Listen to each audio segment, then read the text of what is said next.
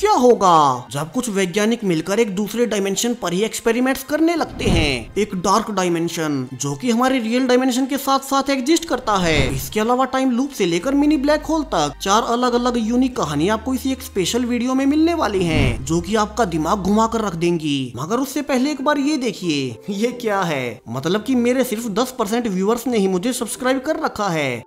दिल से बुरा लगता है भाई। अरे कर लो यार भाई, मान जाओ। एक मुझे सब्सक्राइब करने से कोई दुनिया नहीं पलटने वाली, कोई तुम्हारा ब्रेकअप नहीं होगा। और अब जब वीडियोस को देख ही रहे हो तो इतना सा कष्ट ही उठा लो। वीडियो से थोड़ा सा नीचे सब्सक्राइब का बटन होगा, उसे बस उंगली से छूना ही है। भाई साहब कुछ ज्यादा नहीं हो गया ये? अच्छा ठीक है, चलो शुरू करते हैं अपनी पहली कहानी।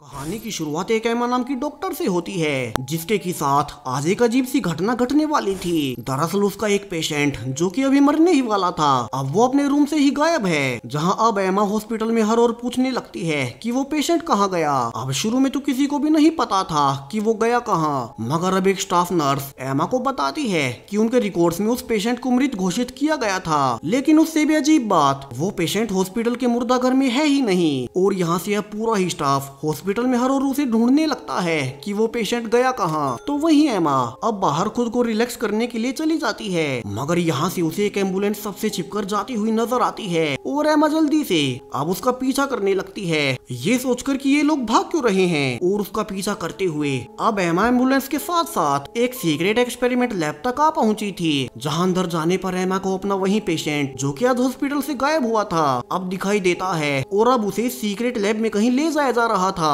तो गुस्से में एमा अब लैब के एक वर्कर रॉबिन से पूछने लगती है कि वे उसके हॉस्पिटल से पेशेंट को क्यों उठा कर लाए। अब एमा की आवाज को सुन लैब की मेन रिसर्चर मैरी उससे मिलने आती है और एमा को सब कुछ समझाने लगती है। दरअसल मैरी इस लैब की हेड है, जो कि न्यूरोसाइंस को लेकर पिछले कई सालों से रिसर्च कर रही थी। और आज वे इंसानी इतिहास का सबसे बड़ा एक्सपेरिमेंट करने वाले हैं, जहाँ वे जानना चाहते हैं कि मरने के बाद इंसान की चेतना कहाँ जाती है। अब कुछ लोग इसे आत्मा कहते हैं, कुछ सोल कहते हैं, तो कुछ कॉन्शियसनेस। अब मैरी को लगता है कि इस चेतना की भी कोई फिजिकल फॉर्म जरूर से होती ही होगी, जो कि मरने के बाद हमारी बॉडी से निकल जाती है। और मैरी यही जानना चाहती है कि हमारी चेतना बॉडी से निकल कर जाती कहाँ है। जहाँ से रॉबिन अब एमा को अपना एक स्पेशल चैम्बर दिखाता है, जो कि उनकी टीम ने पिछले कई सालों की मेहनत के बाद बनाया था। जहाँ ये चैम्बर अपने अंदर से निकलने वाली हर एक छोटी से छोटी फोर्स तक को डिटेक्ट कर सकता है। वहीं जब तक वे चाहे उसे अंदर ही कैद रख सकते हैं। ये चैम्बर एक एटम तक को आर पार नहीं होने देता, यहाँ तक कि लाइट और हवा तक इसके पार नहीं जा सकती। अब मैरी कहती है कि एमा इस बड़े एक्सपेरिमेंट में उनका साथ दे, क्योंकि ये मौका उन्हें फिर नहीं मिलेगा। और जिस पेशेंट को वे हॉस्पिटल से चुरा कर लाए हैं, वो तो वैसे भी मरने की हालत में ही है और किसी भी वक्त मर सकता है। तो वे उसे इस चैम्बर में लेटा देख पाएंगे कि उसकी सोल उसकी मरने के बाद कहाँ जाएगी। वहीं वे उसके मरने के बाद उसकी बॉडी को वापस से हॉस्पिटल में रखवा देंगे, जहाँ से किसी को भी कभी इसके बारे में पता ही नहीं चलेगा।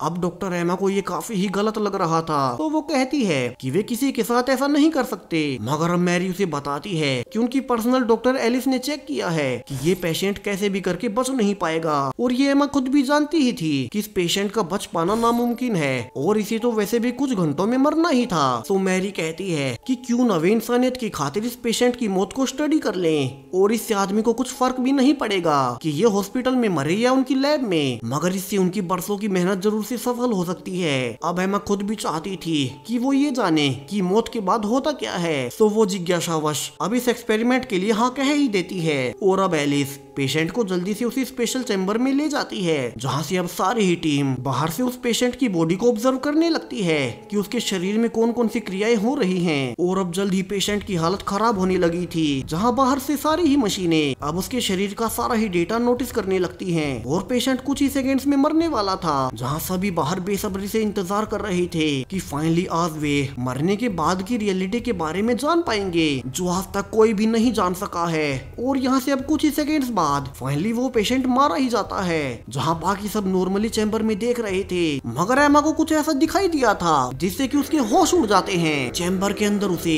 उसी पेशेंट की सोल दिखाई दे रही थी, जो कि अब उस आदमी के मरते ही उसके शरीर से निकल आई, और वो उस चैम्बर से जल्दी से कहीं जाने की कोशिश कर रही है। मगर ये चैम्बर बना ही इस तरह से था कि कोई यहाँ से नहीं जा सकता। अब एमा चिल्ला चिल्ला कर सबको इसके बारे में बताने लगती है, मगर अजीब बात कि उसके अलावा किसी और को उस आदमी की सोल दिखाई नहीं दे रही थी। वहीं एमा भी हैरान थी कि वो सोल जाना कहाँ चाहती है और इतनी घबराई हुई क्यों है। तो वहीं बाकी की टीम पाती है कि उन्हें उस चैम्बर के अंदर कुछ एनर्जी सिग्नल्स आते हुए नजर आ रहे हैं। तो वही एमा चैम्बर के पास जाती है जहाँ उस बूढ़े आदमी की सोल अब उसे वहाँ से निकलवाने के लिए भीख मांग रही थी, जैसे कि उसे किसी चीज का डर हो और मानो कोई अलग रियलिटी ही हमारी रियलिटी में मर्ज हो रही हो। तो डर के कारण अब एमा जल्दी से भागकर खुद ही चैम्बर का दरवाजा खोलने लगती है और ऐसा होते ही अब उस बूढ़े आदमी की सोल के ऊपर एक पोर्टल खुलता है और वो आदमी खुश होकर जल्दी से वहाँ से निकल जाता है। तो वहीं बाकी की टीम एमा को रोकती है और चैम्बर की लाइट फिर से ऑन करती है, मगर अब उन्हें चैम्बर के अंदर काफी ही वियर्ड सी एनर्जी के सिग्नल्स मिल रहे थे जो कि आज तक कभी किसी इंसान ने देखे या जाने नहीं थे। तो अब मैरी खुद से ही उस चैम्बर को खोल अंदर जाने का फैसला करती है और वो रॉबिन को दरवाजा खोलने को कहती है, मगर रॉबिन कहता है कि अभी उन्हें ऐसा नहीं करना चाहिए। मगर अब तो मैरी से और इंतजार नहीं हो पा रहा था, इतने सालों से वो इसी पर रिसर्च कर रही थी। तो रॉबिन दरवाजा खोलने से पहले अब एमा से पूछने लगता है कि क्या उसे अंदर और कुछ भी दिखाई दे रहा है। तो वही एमा की आंखें अंदर कुछ देख फटी जा रही थी और वो देख पा रही थी कि उनके एक्सपेरिमेंट की वजह से अंदर एक पोर्टल खुल चुका है जिसमें कि दूसरी डायमेंशन की कई सारी इविल सोल्स अब उनके डायमेंशन में आने के इंतजार में हैं। एक ऐसा डायमेंशन जहां मरने के बाद हमारी सोल्स जाती हैं, मगर अब उनके एक्सपेरिमेंट से ये दोनों ही डायमेंशन एक हो रहे हैं और इनके अंदर एक पोर्टल भी खुल चुका था जहां अंदर से एक छोटी सी लड़की की सोल एमा को इशारा करती है कि वो रॉबिन को झूठ बोलकर कि अंदर कुछ भी नहीं है चैम्बर का दरवाजा खुलवा दे, जिससे कि वे सब इस डायमेंशन में बाहर आ सकें। और डरी हुई एमा वैसा कर भी देती है, जहां से फाइनली रॉबिन दरवाजा खोलने लगता है और इसी शॉकिंग एंडिंग के साथ अब ये कहानी यही खत्म हो जाती है। तो आपको क्या लगता है दोनों ही डायमेंशंस के एक होने से हमारी दुनिया के साथ क्या हो सकता है? कल्पनाओं के घोड़े दौड़ाइए और कमेंट्स में बताइए। वहीं अगर आपको ये कहानी वियर्ड लगी तो अगली वाली तो और ज्यादा यूनिक है।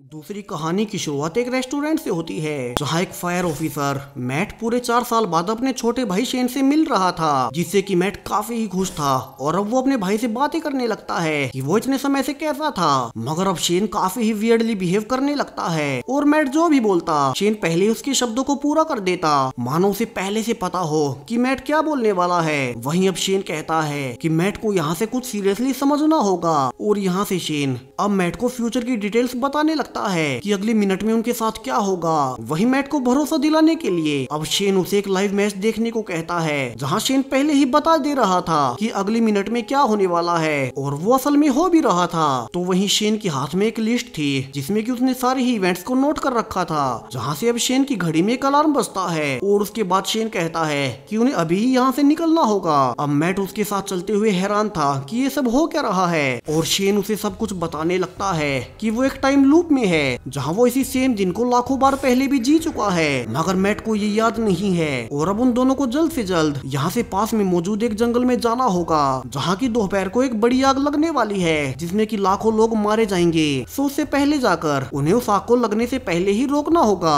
और अपने टाइम लूप में होने का सबूत शेन उसे रेस्टोरेंट में भविष्य बताकर पहले ही दे चुका था। जहाँ कुछ दूर जाते ही शेन कहता है कि अब इस कार का टायर फट जाएगा और तभी ऐसा हो भी जाता है। तो शेन प्लान के अनुसार जल्दी से स्पेयर टायर को मैट के द्वारा लगवाने लगता है जो कि उसने पहले से खरीद रखा था। तो वहीं मैट कंफ्यूज था कि ये सब क्या हो रहा है, हालांकि उसे अपने भाई पर भरोसा था। वहीं वो खुश भी था कि कम से कम 4 साल बाद ही सही वो उससे मिल तो पाया। अब कुछ दूर आगे ड्राइव करने पर जंगल के अंदर एंटर करने के रोड को एक गार्ड ने ब्लॉक कर रखा था, जहाँ मैट कहता है कि अगर उन्हें लाखों लोगों की जान बचानी है तो वे इसे तोड़कर अंदर जा सकते हैं। मगर शेन कहता है कि वे पिछले 10 लूप्स में ऐसा ही करने की कोशिश कर चुके हैं, मगर उनकी गाड़ी इस दौरान ब्लास्ट हो जाती है और वे मारे जाते हैं क्योंकि सामने के गेट के पास काफी सारा बारूद है। सो अब अपनी लिस्ट को देख शेन उतरकर गार्ड के पास जाता है और कहता है कि उसे उस गार्ड का खोया हुआ पेट डॉग मिल गया है जो कि पास की ही एक स्टेशन पर है, जिसे कि सुन वो गार्ड अब काफी खुश हो जाता है और जल्दी से वहाँ से अपने डॉग को लेने निकल जाता है, जहाँ से अब दोनों अंदर जा सकते थे। वही मैट कहता है कि उसने कितने सारे लूप्स उस गार्ड के पेट डॉग को ढूंढने में लगाए थे, मगर शेन के अनुसार कहकर उसी ने उस डॉग को रेस्टोरेंट में आने से पहले इस गार्ड के घर से उठा लिया था ताकि जंगल के अंदर वे दोनों घुस सके और दोनों यहाँ से जल्दी से अंदर जा।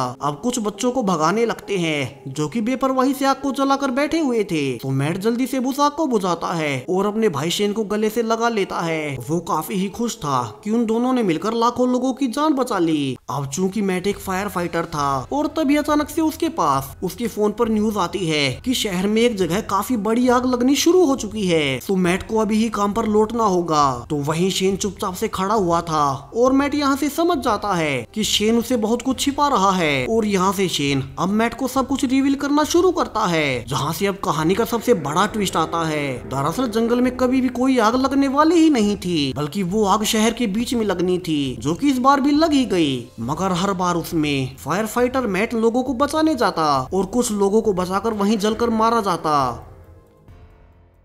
जहाँ से शेन आगे कहता है कि वो हजारों लूप्स में मैट के साथ मिलकर उस शहर की आग को रोकने की कोशिश कर चुका है, मगर वो आग हर बार लग ही जाती है और लाखों लोग इस शहर में हर बार मरते ही हैं। वहीं साथ ही मैट भी मारा जाता है। तो उसने हजारों बार कोशिश करने के बाद फैसला किया कि वो उन लाखों लोगों को मरने से तो नहीं बचा सकता, मगर कम से कम अपने भाई को तो बचा ही सकता है। वहीं उसे पता था कि मैट कभी भी लोगों को मुसीबत में छोड़ अपनी ड्यूटी से नहीं भागेगा और इसीलिए ही वो झूठ बोलकर उसे इतनी दूर यहाँ जंगल में ले आया, जिसके लिए उसने कई सारे लूप्स लगाए कि कौन सी लोकेशन पर मैट आज के दिन नहीं मरेगा। और ये वाला लूप सबसे पहला लूप है जिसमें मैट अभी तक भी जिंदा है और वे यहाँ तक अब से पिछले वाले किसी भी लूप में नहीं पहुँचे थे जहाँ की मैट सेफ है। अब ये सुनते ही मैट भड़क उठता है और कहता है कि शेन ने उसे तो बचा लिया, मगर जिन चंद लोगों को मैट बचाने वाला था अब वे उसी आग में जलकर मारे जाएंगे। तो उस अकेले के लिए 15 से 20 लोगों का सैक्रिफाइस देना ठीक नहीं। वहीं उसे तो बस अपने भाई से अच्छे से बात करनी थी, जिसे कि वो 4 साल बाद मिल रहा था, मगर शेन के पास उसके लिए भी वक्त नहीं है। और ये कहकर अब मैट फिर से आग बुझाने के लिए शहर के बीच अपनी ड्यूटी पर जाने लगता है। तो वहीं शेन उसे रोक रहा था कि वो उसका प्लान खराब ना करे। और इसी झड़प के बीच अब धक्का लगने से मैट एक नुकीले काटे गए पेड़ पर जा गिरता है और फिर से वही मारा जाता है, जबकि शेन निराश था कि इस बार भी उसका भाई मैट मारा ही गया।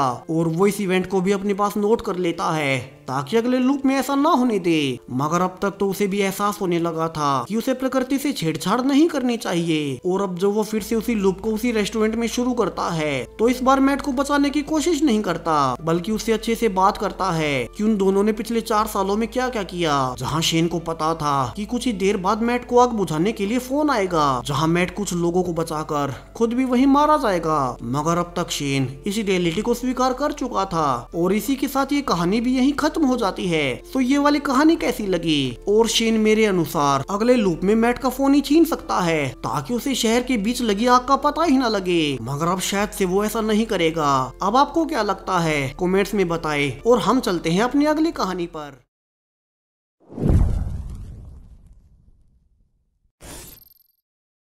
हमारी तीसरी कहानी की शुरुआत चार्ली से होती है, जो कि आज अकेला ही अपने ऑफिस में देर रात तक काम कर रहा था, जहां वो ऑलरेडी बहुत थका भी हुआ है। मगर अभी तो उसे बहुत सारे इंपॉर्टेंट डॉक्यूमेंट्स को प्रिंट करना था, मगर अब इसी बीच प्रिंटर खराब हो जाता है। अब चार्ली कुछ बटन्स भी दबाता है और प्रिंटर पर लात भी मारता है, जिसके कुछ ही देर बाद अब प्रिंटर अगला पेज प्रिंट करता है, मगर अब उसमें कोई डॉक्यूमेंट नहीं बल्कि एक बड़ा ब्लैक सर्कल था। यहाँ चार्ली उसे देख हैरान था कि ये हो क्या रहा है। तो वो उस पेपर को एक और साइड में रख देता है और प्रिंटर का कवर हटा अब उसे खोलकर चेक करने लगता है कि आखिरकार प्रिंटर को हुआ क्या है। लेकिन अंदर तो सब कुछ ठीक ठाक था। वहीं अब तक तो उसे नींद भी आ रही थी, तो वो अपनी कॉफी पीकर उसके कप को उसी ब्लैक सर्कल वाले पेपर पर रखने जाता है कि अब सरप्राइजिंगली चार्ली पा रहा था कि उसका कॉफी कभी गायब हो गया है। यहाँ चार्ली को समझ नहीं आ रहा था कि ये कैसे हो गया।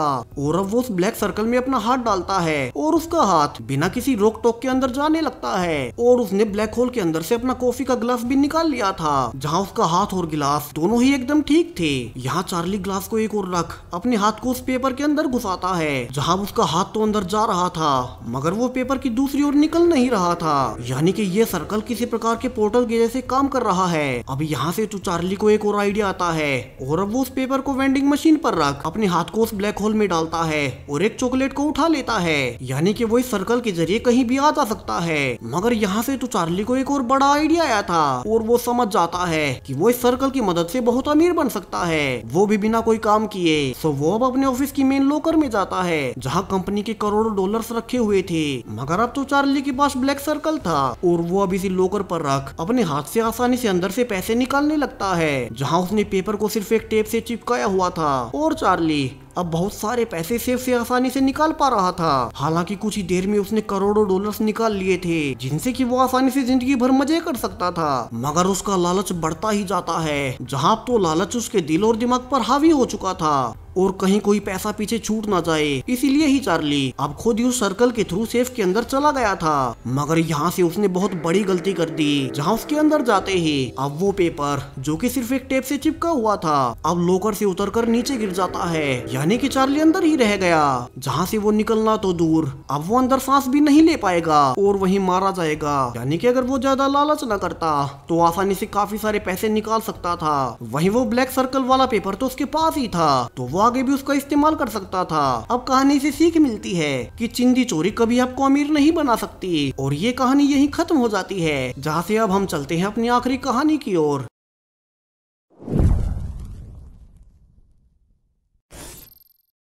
कहानी की शुरुआत एक आदमी से होती है जो कि अभी एक मिस्टीरियस बॉक्स को कहीं लेकर जा रहा था। अब ये बॉक्स बहुत अलग है, वो कैसे हमें जल्द ही पता चलने वाला है, जहाँ से हमें एक कपल दिखाया जाता है जहाँ रेचल अपने पति बेन के साथ अभी खाना बना रही थी और दोनों एक साथ काफी ही खुश रहते हैं। मगर अब वे पाते हैं कि एक आदमी किसी बॉक्स के साथ काफी ही अजीब तरह से उनके दरवाजे को घूरे जा रहा है, जहाँ बेन रेचल को कहता है कि ये तो शॉन है और वो साथ में कोई अजीब सा बॉक्स भी लेकर आया है। यहाँ रेचल अब शॉन को देख काफी ही परेशान थी और वो कहती है कि वो शॉन से नहीं मिलना चाहती। दरअसल शॉन कभी रेचल का एक्स बॉयफ्रेंड था, जिससे कि ब्रेकअप करने के बाद रेचल ने बेन से शादी कर ली। तो अब रेचल के कहने पर बेन अकेला ही दरवाजा खोलता है और शॉन को अंदर बुला कहने लगता है कि शॉन को रेचल के साथ अपने पास्ट को भुला के बढ़ जाना चाहिए। मगर अब शॉन के अनुसार उसने तो ऑलरेडी सब कुछ भुला दिया है और यहाँ से वो अब रेचल के बारे में पूछने लगता है कि वो कहाँ गई। अब चूंकि रेचल शॉन से मिलना ही नहीं चाहती थी तो बेन झूठ बोलता है कि रेचल आज अपने पेरेंट्स से मिलने उनके घर गई है, जो कि कल से पहले नहीं लौटने वाली। अब ये सुनते ही शॉन थोड़ी चैन की सांस लेता है, जैसे कि वो मन ही मन ऐसा ही चाहता हो।